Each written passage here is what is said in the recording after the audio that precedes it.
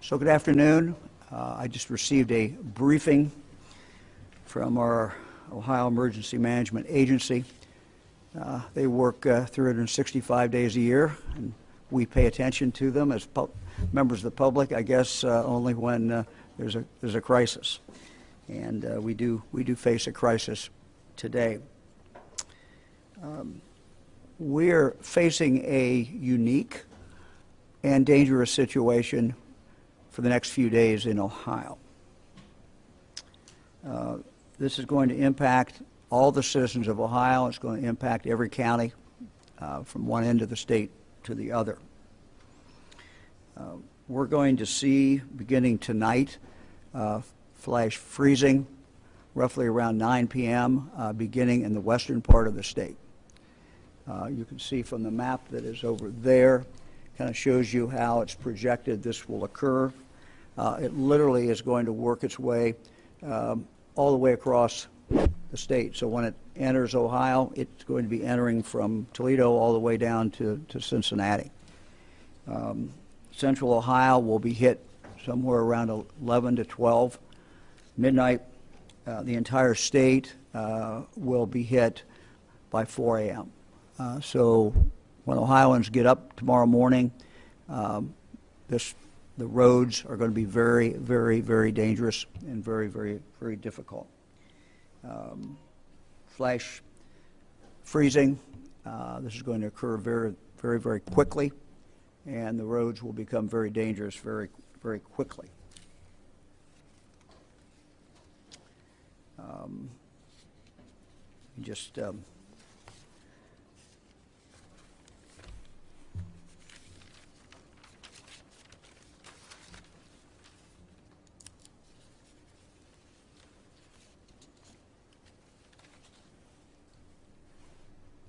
So the obvious recommendations, and I'm going to have the experts here in a moment, but the obvious recommendation to everyone is stay home.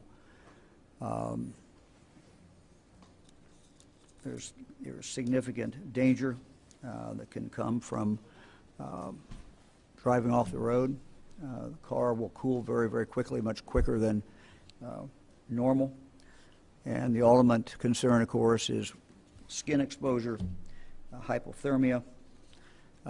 For people who are out driving and for people who are at home, if power does go out, then obviously the temperature is going to drop very, very, very quickly once people are out and about. It's going to drop very, very quickly in that house, and which is going to be, again, a major, major concern. This unique and dangerous situation is going to have flash freezing on the roads, extreme temperatures close to zero tonight, and people's expectation.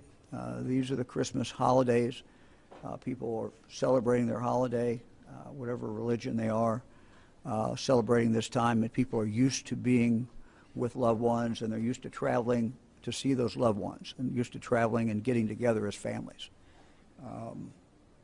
All of those things coming together, I think, make a very dangerous situation. People normally expect to be with family and friends. And I know every family is going through those calculations now. What else makes this dangerous is the salt. Because of the extreme temperatures, the salt will really not work very well at all, and that creates obviously additional problems.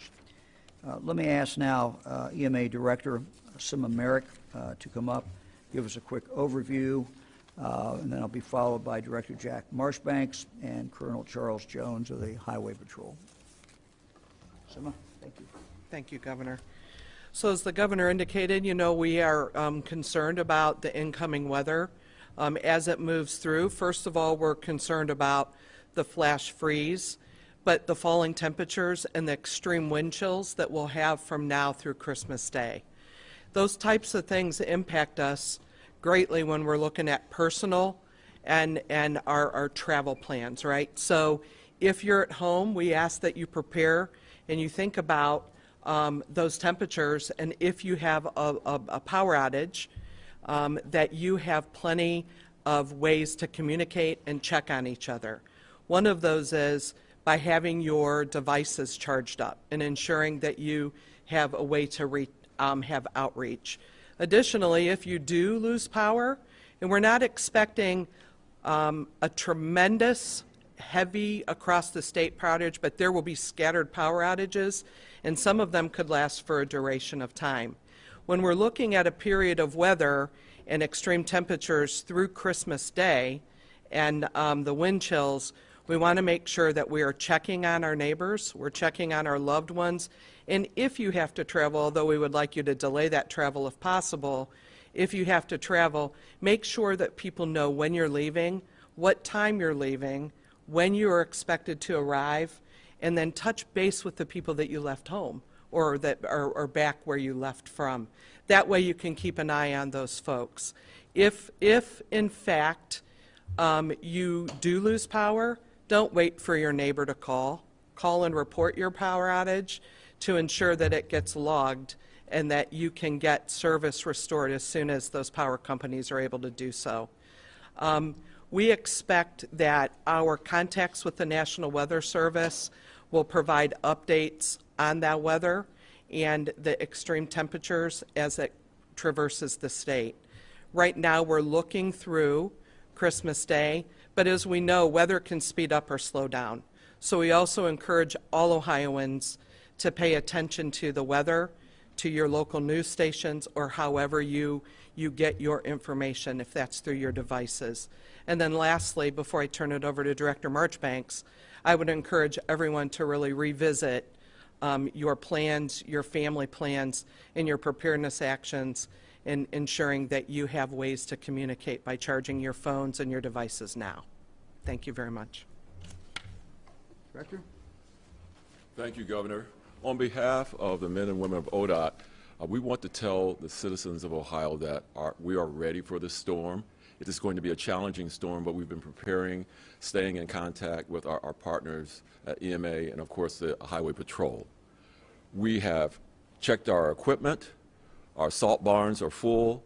We have called out seasonal auxiliary employees. So as a result of that, we have 3,000 people ready to go, 1,600 snowplows ready to deploy. Our team will work 12-hour shifts until this storm is over. What we implore people to do is stay home if they can possibly do that. The roads will be passable, but as the governor pointed out, with this extreme weather, you're not going to see the wet pavement you usually see when we throw down snow and ice. And we're talking about high winds. So when snow blows, it recovers what our drivers have already plowed. So we are asking people to stay off the roads if they possibly can. If you have to go anywhere, please add in a lot of extra time. And just because the sign says you can drive 70 miles an hour on the highway, it doesn't mean you have to. Slow down and drive safely. Carl? Thank you, Governor. Good afternoon. Driving in winter-like weather, like we're going to see in Ohio over the next few days, is something all motorists should take seriously. If I could provide just a little context, during the winter months last year, there were nearly 13,000 crashes on snow, ice, or slush-covered roads in Ohio, which resulted in 17 fatalities and 3,300 injuries. Speed-related factors were reported as cause in 21% of those crashes. So as you can see, driving in winter weather can be dangerous. If you do not need to go out when the weather and road conditions are bad, please stay home. I can't stress that enough. For motorists who do not need to be out there, that do need to be out there, ensure that you're prepped and ready and patient. Here are some driving tips for winter weather. Allow extra time to get to your destination. Maintain a safe distance between your vehicle and traffic ahead. Pay close attention to bridges and overpasses, as they are often the first to freeze. And please, take your time driving. I would also tell motorists it's a good idea to prepare your vehicle for winter driving by doing the following. ensuring the battery, cooling system, tires, wipers, and defroster are all in good working order. Repairing or replacing defrosters and wipers that are not working properly, and top off your washer fluid before driving. I also want to encourage all drivers to carry a winter car kit in their vehicle in case of a breakdown. If you find yourself stranded and need help, dial pound 677 and you will be connected to the nearest patrol post, or for any emergency situation, we always have the option to call 911. We want to make sure that you get the help that you need from law enforcement. If I could, Governor, I would like to also just speak briefly about what Ohio State troopers will be doing so motorists can be as safe as possible over the next few days. When not investigating crashes, Ohio troopers will be out patrolling the roadways to ensure motorists who need help get it. Our Public Affairs Unit will be providing updates on our social media platforms regarding crashes, assistance to motorists, and interstate and state route checks. For our media partners, the Ohio State Highway Patrol Regional Public Information Officers will be active and available for any media inquiries through the duration of the storm. A public information officer will respond to all media inquiries during the storm. So I'd like to conclude with this. I urge anyone who needs to be out driving over the next few days to please drive slowly and carefully. Everything from accelerating, turning, and braking needs to be done slower and with caution on snow and ice-covered roads. Give yourself time to maneuver while with driving conditions in mind, and that may mean slowing down. Thank you. Well, thanks. Thank you very much. We'll be happy to answer any questions. Are you concerned that because this is coming during the holiday weekend, that people will be less likely to maybe heed some of this advice because they don't want to change their plans, they want to be with their families, they already know where they want to be for the weekend, and they'll be hesitant to make some changes to accommodate this storm? Yeah, I think one of the things that makes this unique is, it's very, very quick freezing, and it's going to be very, very cold, and it's occurring over holidays, where people do expect to be able to see their family. Everybody's got plans. Everybody knows where they're going to be, when they're going to leave, and it's tough, I think, for any of us to change those plans. But I think people just need to use common sense, continue to listen to what the experts are saying. We have the experts here. Continue to listen to your local TV station, your radio station. That information is going to be, very, very up to date, and people need to just follow this. I mean, this storm could speed up, it could slow down. You never know about weather, but it certainly looks like it's a very dangerous situation, beginning later tonight, and a situation that is going to be with us through Christmas Eve and through Christmas Day. And so that's smack dab in the middle of when people are planning on getting together. So yeah, I think it's going to be tougher for people to make a more rational decision to pull back. But in the end, you have to consider the safety of your family and consider what your loved ones would want. They want you to live. Who else? Can you talk a little bit about why the salt doesn't work as well and the situation Yeah, the state is doing? Sure. I didn't get very good grades in chemistry. I will let Director Marshbanks, who has very practical experience, I'm sure got good grades in chemistry. Director. Thank you, Governor. Yes, sodium chloride, works well until about 20 degrees. And we're talking about temperatures that are going to be near zero, as the governor pointed out. We will be salting and resalting, and we'll be using calcium chloride, which has a better impact at the lower temperatures. So as the governor pointed out, we're going to be looking at snow blowing over and refreezing, but we're looking at a better effectiveness of the salt that our women and men will be putting down, excuse me, by late Sunday going into Monday when the temperatures get up closer to 20.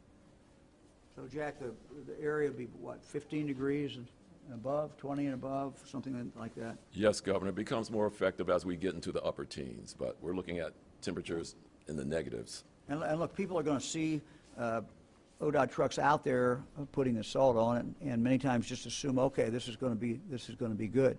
They're doing the best they can, but understand that at those low temperatures, it's really not going to have much effect. Can you talk about what the state's doing with power companies? Are you coordinating with power companies to work with them to make sure we don't have blackouts? Well, we're working with power companies to make sure they communicate. We've had some troubles in the past, and I don't think we're having any trouble this time so far. I think the power companies are going to be very open and communicate and talk directly to their customers. That's what the goal is anyway. Governor, can I add a Yeah, little bit Sim. to that? Thanks. So one of the other things with the power companies is you're sitting in the state's emergency operations center. You notice that around the room we're set out by primary lifelines, and one of them is energy. And the energy and our energy partners and the power companies are contributing to our common operating picture for us to coordinate and to ensure that we're sharing that information across all of our state agencies and our volunteer agencies as well. So we had a coordination call with everyone, just saying, hey, this is coming. You all know that with the holiday, we know that people will be focusing on other things than just their jobs, so we wanted to ensure that all of our state agencies and our partners were paying attention to the incoming storm. And part of that, one of the major lifelines, is energy. So we did have some conversation with them to make sure, and they are prepping and ready and paying attention and putting out some of those messages. So that's in addition to that as well. Thank you, Governor. Yeah, and I think in regard to the power, Sima said we don't expect a massive power problem, but clearly there will be power that will be out in certain places.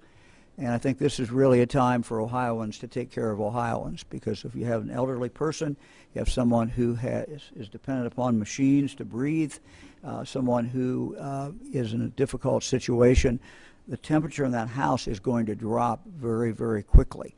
When you have zero temperature and you have high wind, it's not the normal situation that we experience. And so the longer that power is out, obviously the lower that temperature is going to get. So we have to watch out for our neighbors. We have to watch out for the people that we love and continue to check on them.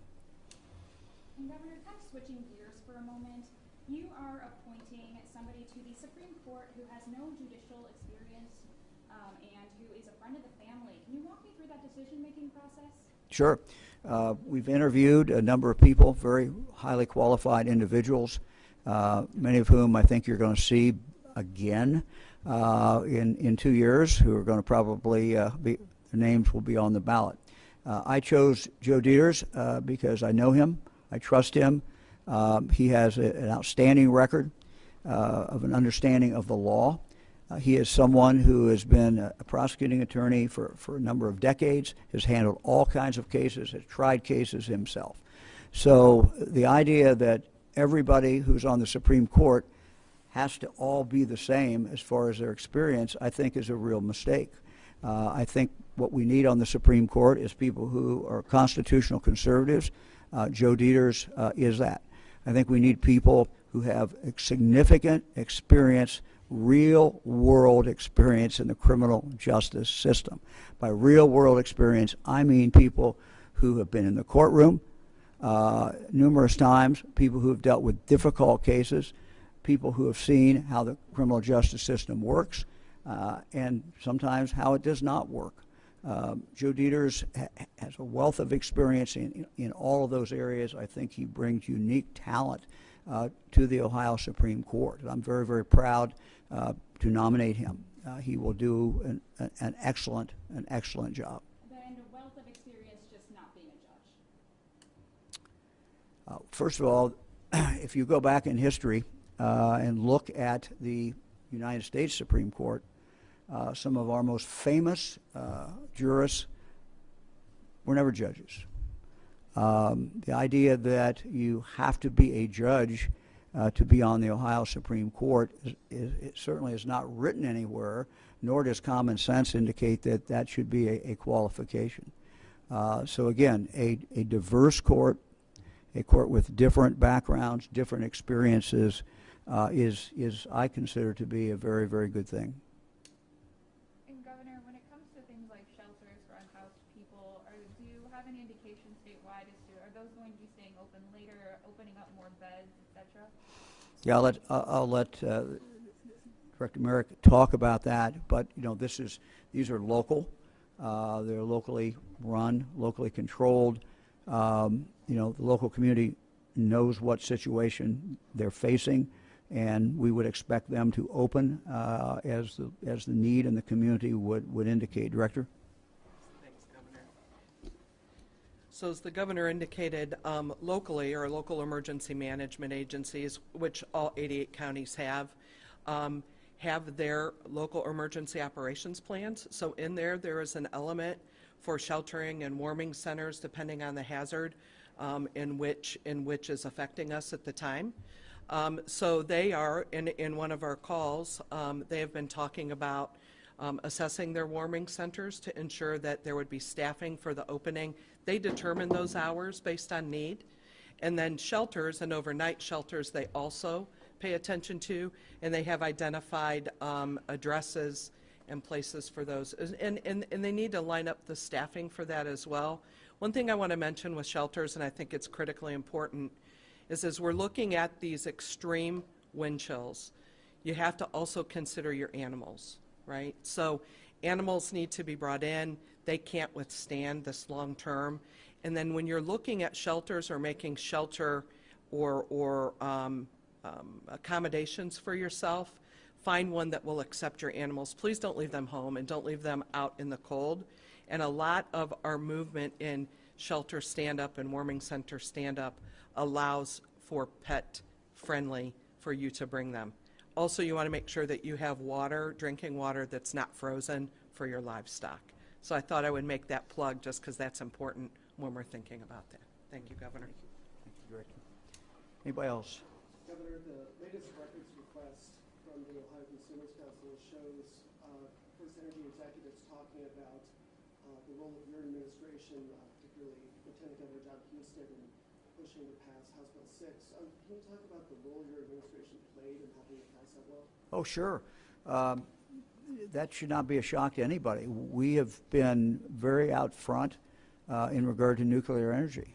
We need nuclear energy in the state of Ohio, and that was my position during the campaign. So, you know, we supported the bill, and you know, I have not seen the document you're talking about or the quotations, but that the Lieutenant Governor would be out, you know, advocating for that bill shouldn't come as a surprise to anyone, you know, because we were for the bill. We were for the nuclear power, we were for those jobs, and we were for making sure that we had non-carbon production in the state of Ohio. Anybody else? January 9th, the second term started. How will you describe this term, and what do we look forward to next term? And 4 years after, who will you want to recommend to take over from you? I'm not going to get into who's going to take over from me. I haven't even been sworn in for the second term, so I'm going to try to stay focused on doing the job that needs to be done. I'm sure that there are plenty of people who you know, would like to be governor, and I'm sure they're planning how they're going to be governor. But I'll leave that up to them. Well, thank you all very much. We will continue to keep you informed of what's going on. The 3 agencies who are here will continue to be available for information. Again, to the public, you know, just ask you to be careful and understand that these are unique circumstances and that we all have an urge to be with family and friends, but use common sense and look at what the facts are and look at the danger of being out there on the highway. Very, very significant danger to being out on the highway.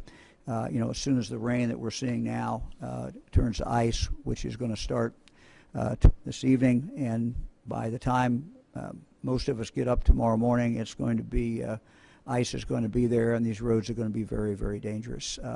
Hope everybody has a good holiday in spite of all this weather, and hope everyone enjoys themselves. And those of you who can be with family, we hope that you're able to do that. Thank you very much. Governor, one last thing. There is an Amber Alert out right now for the 5-month-old boy who has been kidnapped.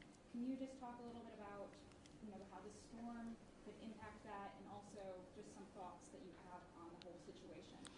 Well, first of all, our hearts go out to the family. I cannot think of anything that is more of a parent's nightmare than to have a child, or in this case, children, kidnapped. It's something that all parents fear, and so, our prayers are certainly with the family, and hoping that second child will be reunited with the family. So that's certainly from a personal point of view.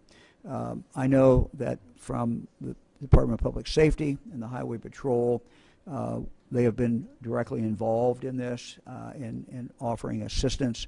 We will continue to do that. There is some things that you cannot do because of the weather. I believe that's probably, we're not seeing our helicopters up now simply because of the weather situation. But, I don't know whether Colonel, you have anything to add to that or not that would...